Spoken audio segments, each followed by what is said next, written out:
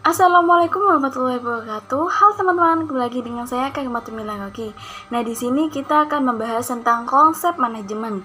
Nah, di situ ada profi saya yang bernama Karimatumila Roki dari kelas 10 IPS 2, nomor absen 14 dan dari sekolah Madrasah Alia Negeri Bangkalan.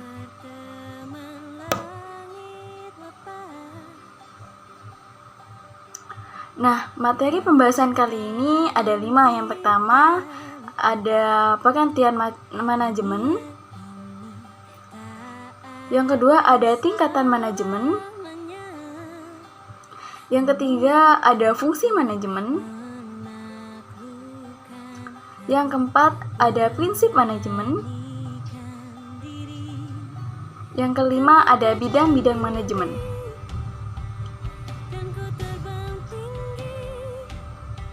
Oke, teman-teman tahu nggak sih apa itu manajemen? Jadi, pengertian manajemen menurut Henry Fayol merupakan ilmu yang mengandung gagasan ataupun ide mengenai 5 fungsi utama, yakni merancang, mengorganisir, memerintah, mengkoordinasi, dan juga mengendalikan. Lalu, pengertian manajemen menurut Eiji Ogawa adalah sebuah perencanaan, mengimplementasikan, serta pengendalian untuk setiap kegiatan yang dilakukan oleh perusahaan ataupun organisasi dan dengan menetapkan setiap sasaran yang disempurnakan sesuai dengan kondisi atau fleksibel.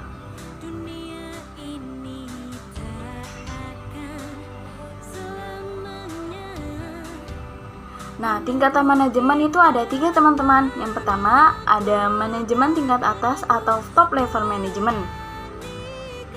Nah, manajemen tingkat atas atau sering disebut dengan top management adalah manajer-manajer yang bertanggung jawab atas kinerja manajer organisasi secara keseluruhan.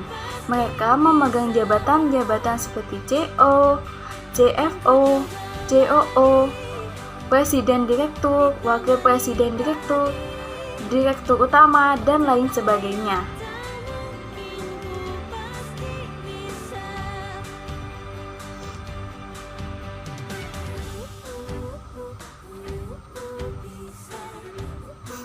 Yang kedua ada manajemen tingkat menengah atau middle level management.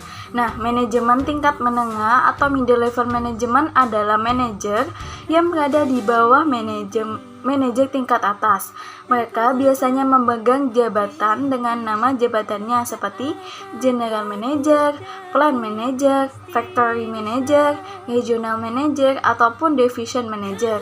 Nah, manajer tingkat menengah ini bertanggung jawab untuk melaksanakan rencana dan kebijakan yang ditetapkan oleh manajemen tingkat atas, serta bertindak sebagai penghubung antara manajemen tingkat atas dan manajemen tingkat bawah. Yang ketiga ada manajemen tingkat bawah atau under level management. Nah, manajemen tingkat bawah adalah tingkatan yang paling bawah dalam sebuah organisasi yang bertugas memimpin dan mengawal langsung tenaga-tenaga operasional. Fungsi manajemen. Nah, fungsi manajemen yang pertama ada perencanaan. Fungsi manajemen yang pertama adalah fungsi perencanaan. Yang dimasukkan fungsi perencanaan adalah manajemen yang berfungsi menyusun, merencana, dan strategi untuk mencapai tujuan organisasi. Yang kedua ada pengorganisasian. Fungsi pengorganisasian adalah fungsi manajemen dalam hal pembagian tugas dan kegiatan besar. Yang ketiga ada mengarahkan. Yang keempat ada mengontrol.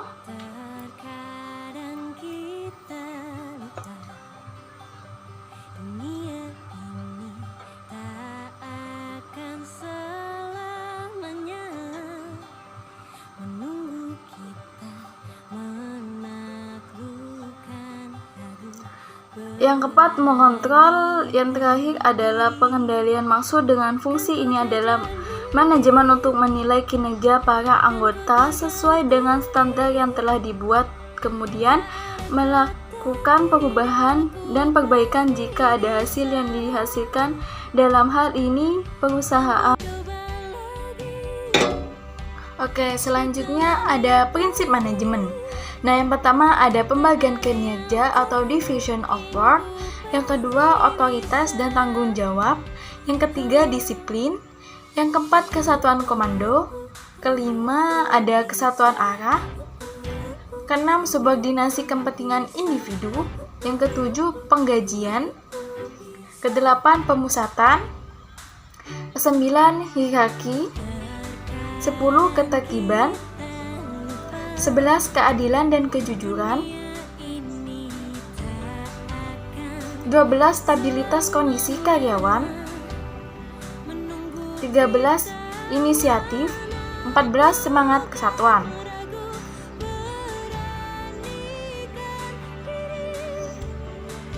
Nah, selanjutnya ada bidang-bidang manajemen.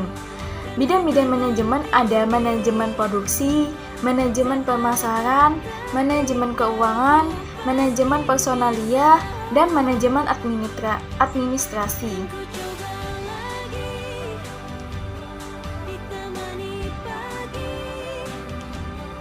Ke yang terakhir ada implementasi fungsi manajemen dalam kegiatan sekolah. Contoh implementasi fungsi manajemen sekolah adalah keberadaan organisasi siswa intrasekolah atau OSIS. Kata organisasi menunjukkan bahwa OSIS merupakan kelompok kerjasama antar pribadi yang diadakan untuk mencapai terwujudnya pembinaan kesiswaan. Nah, sesuai Peraturan Menteri Pendidikan Nasional Republik Indonesia Nomor 39 Tahun 2008 tentang pembinaan kesiswaan, pada pasal 1 disebutkan bahwa tujuan pembinaan kesiswaan melalui OSIS adalah A. Mengembangkan potensi siswa secara optimal dan terpadu yang meliputi bakat, minat, dan kreativitas. Cukup sekian dari saya, kurang lebihnya mohon maaf. Wassalamualaikum warahmatullahi wabarakatuh. Cukup.